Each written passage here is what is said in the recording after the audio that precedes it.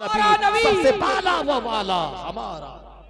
Scientist वैज्ञानिक बनना है, पहले एक एम बनाना होगा कि मुझको ये करना है, और उस एम को पाने के लिए मेहनतें करनी होगी, लगातार मेहनत, एक दिन है कंटिन्यूअस, यानी लगातार कंटिन्यूटी। इसलिए अपना एक मकसद बना लीजिए, मकसद बनाएंगे, ये हमारा मकसद हयात है। वमा खलक़तुल जिन्न वल इंस इल्ला लियअबुदून। कुरान कहता है हमने इंसान और जिन्नात को इबादत के लिए पैदा किया।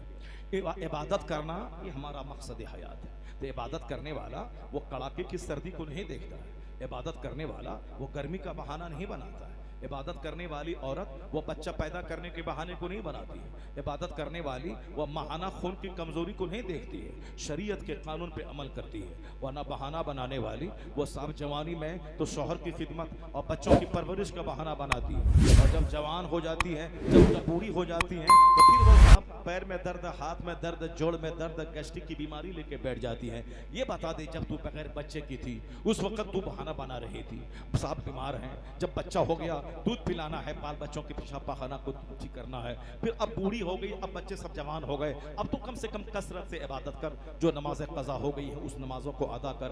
अब वो कैसे करेगी जो जवानी में जब बगैर बच्चे की वह बिल्कुल तंदुरुस्त थी, शादी नई उसकी हुई थी, बच्चा भी नहीं हुआ था, उस वक्त उसके पास कोई ज्यादा काम भी नहीं था, उस टाइम में उसको हर 3 दिन में खत्म कुरान करना था, रात में तहज्जुद पढ़ना था। उस जमाने में तो एक ने एक बहाना बना के रह गई, और जब बच्चा पैदा हुआ तो फिर बच्चों की परवरिश का बहाना।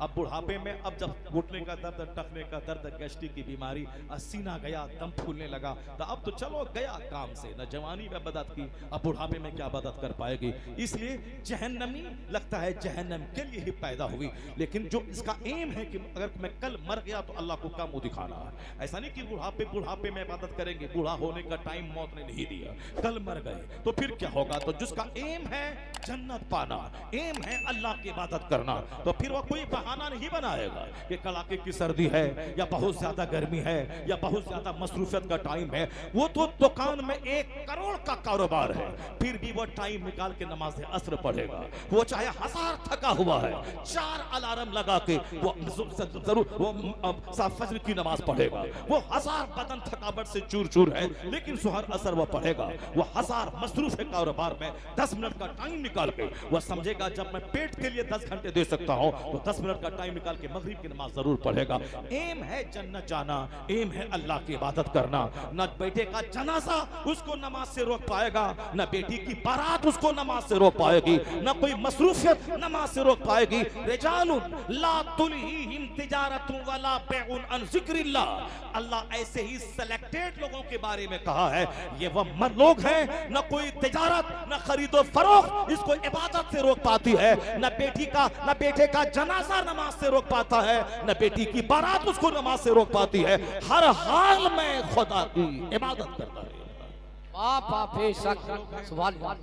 ये वह लोग हैं जिसका कोई एम और मकसद हो। अभी जो आदमी मारे फिर रहा है साहब, जो मकान के लिए मकरूज है, दुकान के लिए मकरूज है, मौलाना के पास आके ताबीज़ मांग रहा है, अब मज़ार पे जाके, मज़ार पे क्यों भीड़ लगी? बरेली में जो 35 लाख 40 लाख हो रहा है वो सब नहीं, वहाँ जाने से मुराद पूरी होती है। अजमेर में क्यों 1 करोड़ की भीड़ लग रही है? वहाँ जाने से मुराद पूरी होती है, वहाँ जाने से माल मिलता है। इसे वो माल के तलबगारों की भीड़ है।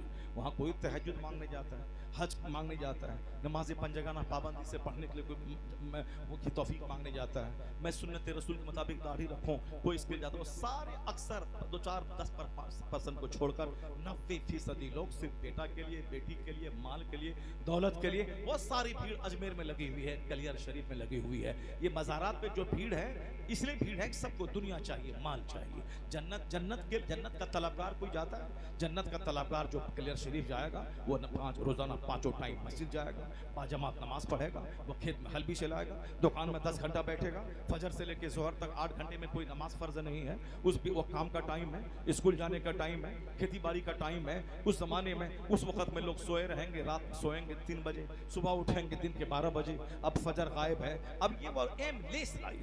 जहाँ चेहरे का नूर घटा, हदीस में आया है कि जो फजर छोड़ेगा चेहरे का नूर खत्म हो जाएगा, जो जोहर की नमाज छोड़ेगा छोड़ेगा उसके रिस्क से बरकत खत्म हो जाएगी। जो असर की नमाज छोड़ेगा उसके बदन से ताकत खत्म हो जाएगी। जो मगरिब की नमाज छोड़ेगा उसकी औलाद से फरमाबरदारी खत्म हो जाएगी, औलाद नाफरमान पैदा होगी। जो ईशा की नमाज छोड़ेगा, जो नींद से बरकत होनी चाहिए वो खत्म हो जाएगी। वो 10 घंटा भी सो जाएगा फिर बदन हाथ का टूटता रहेगा। लेकिन जो ईशा पढ़ के सोएगा वो 4 घंटे भी सो जाएगा, दिल फ्रेश करो ताजा हो जाएगा, सारा गम पिछले दिन का सारा हल्का हो जाएगा, सारी थकावट उसकी दूर हो जाएगी। लेकिन जो ईशा पढ़ के नहीं सोएगा वो 10 घंटे भी सो ले, सारा बदन उसका टूटता रहेगा, नींद से राहत उसको नहीं मिलेगी। ईशा पढ़ के जो सोएगा उसको राहत मिलेगी। फजर पढ़ के जो बिजनेस शुरू करेगा उसका चेहरा दिन भर चमकता रहेगा। जो जोहर पढ़ेगा उसकी रोजी में बरकत होगी। कोई 1 करोड़ कमा के भिखारी रहेगा या 1000 कमा के सुखी रहेगा। असर की नमाज जो पढ़ेगा उसके बदन में ताकत रहेगी, चाहे सूखी रोटी क्यों ना खाए। और जो असर छोड़ेगा वह रोजाना 1 केजी दूध पिए और सेब संतरा डेली खाए, फिर भी वो हिलता रहेगा, अंदर से थकावट महसूस होगी। जो मगरिब की नमाज छोड़ेगा उसका बच्चा चाहे 1000 वक्त कांधे पे बिठाए, 1000 बच्चे को बिरयानी खिलाए, उसका बच्चा नाफरमान होगा, माँ बाप की बात नहीं मानेगा। क्या पता चला जो आज अमराज में समाज जूझ रहा है, चेहरे का नूर खत्म है, बदन की ताकत खत्म है, औलाद की फरमाबरदारी खत्म है, या रिस्क की बरकतें खत्म है, लोग कमाता जाता है, मजीद कर्ज में डूबता चला जा रहा है, नींद से राहत खत्म है। खता यही है, अल्लाह ने चेहरे की रंगत, औलाद की फरमाबरदारी, बदन की ताकत, नींद का चैन, ये सब नमाज़े पंजगाना में रखा है। जो नमाज़े पंजगाना पढ़ता रहेगा चेहरा नूरानी रहेगा, औलाद फरमाबरदार रहेगी, नींद से राहत मिलेगी, रोजी में बरकत होगी, वह थोड़ा भी कमाएगा अल्लाह उसकी जिंदगी में बादशाहों जैसा सुकून अता कर देगा। वो किराए के घर में रहेगा, खुशहाली की जिंदगी अल्लाह अता फरमाएगा। नारे तकबीर, नारे रिसालत, नारे गौसियत, जश्न दस्तार वदी, फैज़ाने गौसे आदम, मदरसा गरीब नवाज, सैयद इरफान मियां साहब किबला, नारे हैदरी। एम फुल लाइफ, जिंदगी का एक मकसद बना लीजिए, मुझको ये करना है, और उस मकसद को हासिल करने के लिए कंटीन्यूअस लेबर, लगातार मेहनत, थोड़ा नहीं, कंटिन्यूटी। ऐसा नहीं एक दिन 10 घंटा पढ़ लिया उसके बाद 10 दिन सो रहे हैं, नहीं, थोड़ा पढ़ना है, कंटिन्यू पढ़ना है। आंधी तूफान बारिश जलजला कुछ भी आए, अपने मकसद को हासिल करना है। सबसे बड़ा मकसद हयात है अल्लाह की इबादत करना। अगर वो मकसद अगर सब अपने दिमाग में ठान लें तो हम अल्लाह की इबादत के लिए पैदा हुए हैं। ये जो बेरोजगारी है, चाय की दुकान पे चुस्की लिया, 10 गीबत किया, ये सब खत्म हो जाए।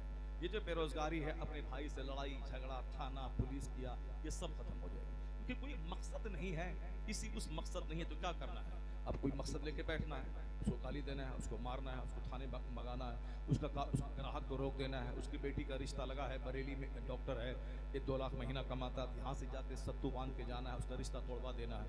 नहीं, उसकी माँ गलत है, उसकी बेटी गलत है, उसका खानदान गलत है। अब साहब रिश्ता तोड़वा के तब ताली बजाना है कि हाँ देखा हमारा क्या वेट है, बहुत खुश था कि हमारा दामाद डॉक्टर मिलने वाला है। अब हमने दूर से ऐसी कटिंग कर दी कि रिश्ता टूट गया। अब समझ लो कि मेरा पावर कितना है। यानी रिश्ता दिलवा के पावर नहीं दिखलाना है कि हमने तेरी मदद की, रिश्ता तोड़वा के अपना पावर दिखलाना है कि हम ये काम करने वाले हैं। ऐसे गंदे लोग इस समाज में रहेंगे, एक कीड़ा सारे फल को बर्बाद करने के लिए काफी होता है। और जिस समाज में 50 लोग उस कीड़े के मानिंद रहे, उस समाज में कभी राहत नहीं मिलेगी, कभी सुकून नहीं मिलेगा। तो एक मकान की सारी ईंटें एक दूसरे को तकवियत देती हैं, मजबूती देती है, और एक ईंट भी अगर डैमेज हुई तो समझ ले कि मकान डैमेज होता है। आया है हदीस पाक में, अल मोमिनो कल बुनियान, मोमिन एक इमारत की तरह है, यशुद्दु बादहु बादा, यानी इमारत का एक हिस्सा दूसरे हिस्से को मजबूती देता है। इमारत की हर ईंट पूरे मकान को मजबूती देती है, और एक ईंट अगर कमजोर हुई तो मकान कमजोर होती है। इसलिए मोमिन एक मकान में लगी हुई ईंट के समान है। एक मोमिन भी ज़िनाकार हुआ, एक मोमिन भी सुदखोर हुआ, एक मोमिन भी चोर और डकैत हुआ, समाज का एक बंदा भी लुच्चा लफंगा हुआ, उसकी वजह से पूरी मुस्लिम सोसाइटी कमजोर होती, उसकी वजह से सारा समाज कमजोर होता, उसकी वजह से समाज की बरकतें खत्म होती, उसकी वजह से समाज की राहतें खत्म होती हैं। तो अगर आग लगे एक कोने में, अगर लोगों ने उस आग को नहीं बुझाया तो धीरे धीरे वो आग सारे शहर को अपनी लपेट में ले लेती है। अगर हम बोले कि मैं अपने घर में आराम से हूं, आग किसके घर में लगी है वो जाने, तो धीरे धीरे सारे गांव को आग जलाकर राख कर देगी। अगर लोग बढ़ के जाए, उसका हाथ पकड़ ले जिसने आग लगाया है, और बढ़ के जाए उस आग को बुझा दे, सारा गांव आग से महफूज हो जाएगा। इसलिए मोमिन समाज में जब भी कोई बुराई देखे, हुजूर फरमाते हैं मर रहा मिनकुम मुनकरन फलयुगय्यिरहु बियदिही, if anyone of you sees an evil action stop this with his hand. अगर तुम में से कोई बुराई देखे मुस्लिम समाज में, तो उसको जरूरी है कि वो हाथ से उसको रोक दे, हाथ से रोके। उसको शराब पी रहा है, हाथ से रोके। जो ताकतवर समाज के, जो खुशहाल ताकतवर जमींदार या फिर मनसब वाले लोग हैं, प्रधान हैं, समिति हैं, सरपंच हैं, मुखिया हैं, जो साहब किसी पद पे मनोनीत हैं, उस पर लाजिम है वो हाथ से बुराई को रोके। ये नहीं बोले कि लड़ाई कौन मोल लेगा, तो फिर सारा गांव चलकर राख हो जाएगा। हाथ से। और फरमाते सरदार फइलम यस्तते फबिलिसानी, if you are unable to do so, अगर तुम ऐसा नहीं कर पाते हो कि हाथ पकड़ लो, तो जबान से उसको रोको। जबान से बोलो कि ये गलत है, जबान से बोलो कि ये हराम है, जबान से बोलो कि ये नाजायज है। अगर ये भी नहीं बोलोगे तब तो फिर समाज में आग लगेगी, जलजला आएगा, सारे लोग तबाह बर्बाद हो जाएंगे। और जबान से रोको। फइलम यस्तते फबिलिसानी, अगर जबान से भी नहीं कह सकते हो तो दिल से बुरा जानो। अगर दिल से बुरा नहीं जाना, बुरे के हाँ में हाँ मिला दिया, तो अज़ाब आम नाजिल होगा, सारा गांव अज़ाब इलाही की चपेट में आ जाएगा। पहला हिस्सा है हाथ से रोकना, दूसरा है जबान से रोकना, तीसरा है दिल से बुरा जानना। क्या हम ना जबान से रोक सकते हैं इसको, ना हाथ से रोक सकते हैं, मगर दिल से हम कहते हैं कि हराम है। अगर दिल से भी हाँ में हाँ मिला दिया, मुंह से मुस्कुरा दिया, तब वो भी उसी बुराई में शामिल हो गया। मोमिन समाज की यही क्वालिटी है जो दूसरों के मुकाबले में इस समाज में क्राइम कम है। इस समाज में ज़िनाकारी का दफ्तर लगा के कोई गांव में नहीं बैठती है, ना कोई बैठता है, मगर दूसरों के यहाँ ऐसा है। इस समाज में सूद का दफ्तर लेके कोई नहीं बैठता है, मगर दूसरों के यहाँ है आमतौर पर, क्योंकि उसके यहाँ कोई टोकने वाला नहीं है, कोई बोलने वाला नहीं है। पर हमारे यहाँ उलमा से लेके अवाम तक सबों को हुक्म है, बुराई देखो तो हाथ से रोको, नहीं हाथ से तो जबान से रोको, जबान से ना रोक सके तो दिल से बुरा जानो। अगर ये क्वालिटी जब तक मौजूद रहेगी, उस वक्त तक सारी दुनिया में उम्मते मुस्लिमा राज करती रहेगी, क्योंकि इस रुए जमीन पर हाकिम वही बनेगा जो जुल्म को दबाने, जुल्म को रोकने पे कादिर रहे। बेशक, जिंदाबाद जिंदाबाद, नारे तकबीर, नारे रिसालत, नारे गौसियत, मुफ्ती शहरियार साहब